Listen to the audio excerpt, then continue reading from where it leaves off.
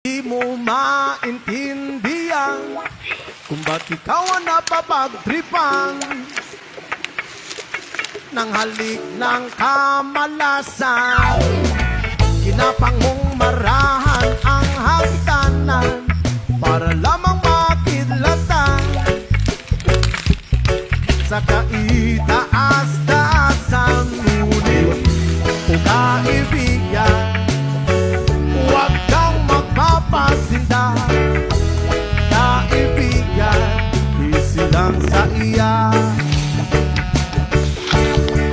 Na dahil wala rin mangyayari, tayo walang mapapala. Hello guys, ligo ulit ka nun. Ilan ang pagbuhos ng ulan.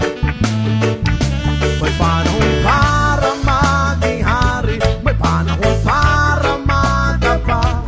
Dahil ang buhay natin ay sadyang yan.